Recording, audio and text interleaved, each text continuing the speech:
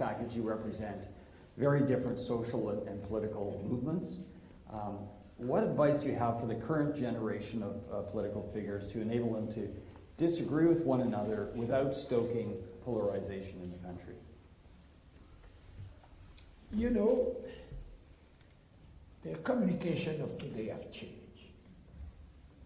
And the gossips of the taverns, you read them every morning on this little machine. And all that is terribly negative, terribly negative.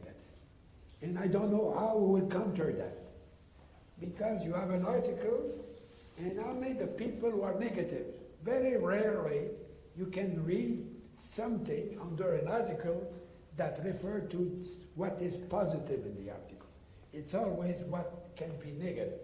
And so that means that all the young people have that in their hands all the time, and looking at that stuff, a lot of time it was pure invention, lies, and nobody correct them. And that will have to be corrected, I don't know. But I lived the same situation in a way. When I was elected, Parliament, we had no TV, no radio, no nothing. It was a debating society. And there was a lot more, you know, now it's on TV. So it's dull, because, you know, they read a text prepared by somebody else. The House of Commons, in my time, you have not the time to have notes, the right to have notes. If you could not speak up your mind, you could not talk. And if you lie, my God, Trump will be in trouble. If you lied in the House of Commons, and you could not prove, you know, and then if somebody accused you of lying, if he cannot prove it, he was expelled of the House of Commons. And now these things, these values of what is the truth, seem to be have disappeared. They all look with what attract attention, what is attractive for the media and the communication of today. And we'll have to overcome that. But we have overcome the arrival of radio, TV, television in the house and all that. So eventually we'll find a solution. Probably I will not be there to find it. Yeah, look, I do think this is part of the challenge.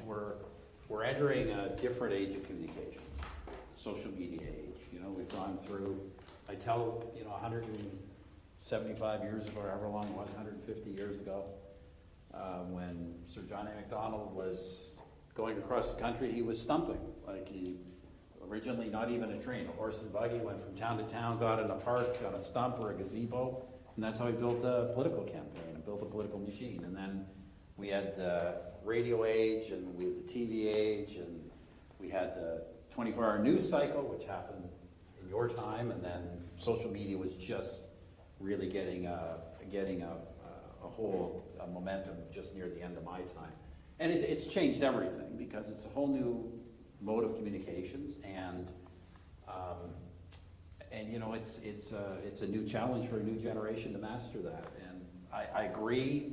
I think there's advantages, there's disadvantages. Look, I just think that somehow you know, the next generation has to be able to combine mastery of the new modes of communication with the kind of mature lessons of political leadership. And you know, I'd say one of those is, doesn't matter whether you're in government or opposition, you always need to be asking yourself, if it's a policy, or in the case of opposition, if it's a statement, you know, not just is it popular today, but how's it going to look for you in a month or a year or in 5 years' time? You've got to, you can't be drawn into the moment of the X tweet. You know, you've got to think longer term.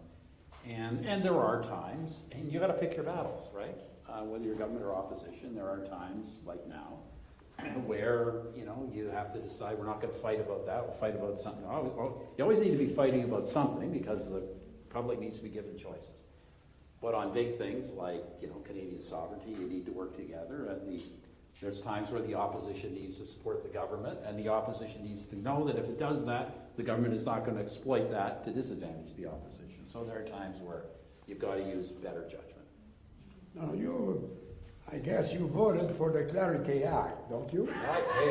I did. I not only did, I put the You first talked to me draft. about it. I put the first draft of it in Parliament. Don't I voted. Show a bit of humility. But on that, you know, he was in the opposition. Yeah, I support it. And he supported me, you know, and there was some problem with that, probably for him, not for me, eventually. But it is something that nobody remembered. Now nobody talks about it. You know, if you read it, it's not only a vote. The question has to be approved by Parliament of Canada. And if you want to separate, there is a series of steps that you have to follow that are very complicated. So don't think that because one night there will be a vote, there will be a vote to go. There's a lot of steps that have to be followed before this thing happens. And it is because we decided that at that time. Why? Because some people were claiming that with one vote we will lose Canada. Remember that? I remember, I said, that makes no sense. You know, one of my friends in Chretien would forget his glasses home, and I would not be a Canadian the day after.